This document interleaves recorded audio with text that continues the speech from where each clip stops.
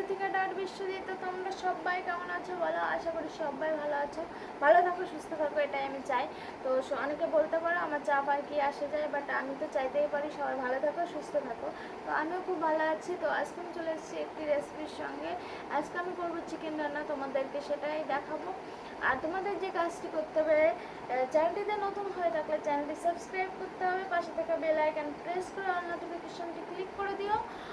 আর যারা করে দিয়েছে তাদেরকে অসংখ্য ধন্যবাদ। তো চলো দেখতে থাকো, আর লাইক শেয়ার কমেন্ট করতে একদম ভুলো না। তো চলো তো এখানে আমি দেখতেই পাচ্ছি, আমি প্রথমে নিয়ে নিয়েছি পেঁয়াজ কুচি, রসুন, আদা আছে, শুকনো লঙ্কা, কাঁচা লঙ্কা। তো এখানে আলুও কেটে নিয়েছি, আর মাংসটাও ভালো করে ধুয়ে পরিষ্কার করে এখানে রেখে দিয়েছি, আর ভাতটা বসিয়ে দিয়েছি। তো এখন আমি ওই পেস্টটা তৈরি করে নিয়ে আসবো, মানে আদা রসুন ওই সব দিয়ে এই জিরেটা যে লাস্টে দিয়ে দিয়েছে, পেস্ট করে নিয়ে চলে এসেছি আমি। তো এবার কড়াইটা দিয়ে দিয়েছি, কড়াইটা গরম হয়ে গেলেই ওর মধ্যে দিয়ে দেবো তেল প্রথমে। তো কড়াইটা দেখতে পাচ্ছ গরম হয়ে গেছে, ওই যে ধোঁয়া উঠছে। তো এবার আমি তেলটাও দিয়ে দেব। তো তেলটা দিয়ে দিয়েছি পরিমাণ মতো। এবার জিরে ফোড়ন দিয়ে দেব। তো ফোড়নটা একটু ভাজা ভাজা হয়ে গেলেই তারপর আমি দেব এতে পেঁয়াজ কুচি।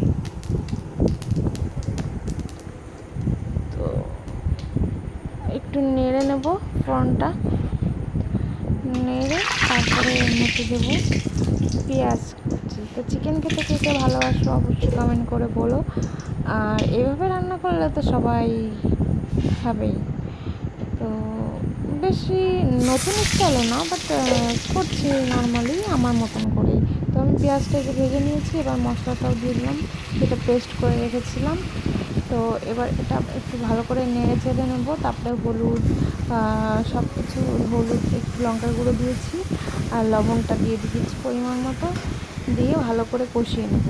তো এখানে দেখতে পাচ্ছ প্রায় কষা কষা মতন হয়ে গেছে। তো এই মুহূর্তে আমি আবার একটু এর মধ্যে জল দিয়ে দেবো, অ্যাড করে দেবো। সেটা আমার দেখানো হয়নি অবশ্য, তাও আমি বলছি তোমাদের।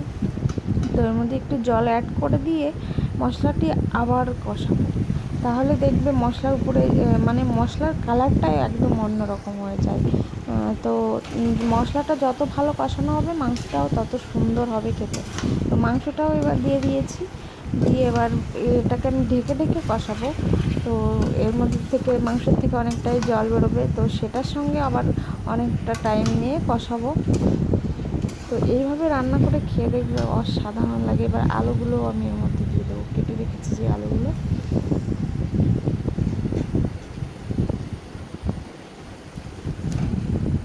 তো দিয়ে ভালো করে নেড়েচেড়ে নিয়ে তারপরে ঢেকে ঢেকে দিয়ে ভালো করে আবার কষিয়ে নেব, নিয়ে তারপরে অল্প করে জল দেব।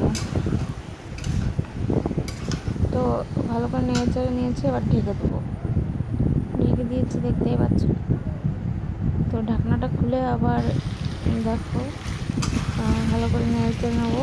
তো অনেক টাইম নিয়ে কষিয়েছি, তো সবটা তো দেখানো সম্ভব নয়, তাও যেটুকু পেরেছি দেখিয়েছি।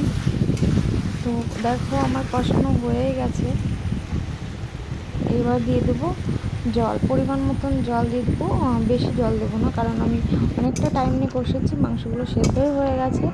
তো এবার অল্প করেই জল দেবো, মানে যেটুকু ঝোল রাখবো সেই হিসাবে জল দেবো। তো দিয়ে ভালো করে আবার ঢেকে দেবো, ঢেকে দিয়ে আবার জাল দেবো, মানে ওই দেখতে পাচ্ছ জাল উঠে গেছে। তো এবার ভালো করে জাল দেবো ঢেকে ঢেকেই, দিয়ে এর মধ্যে দুটো কাঁচা লঙ্কাও দিয়ে দিয়েছিলাম। তো পরে আর ভিডিও করা হয়নি, এটা লাস্টে অল্প ছিল তখন করা হয়েছে। তো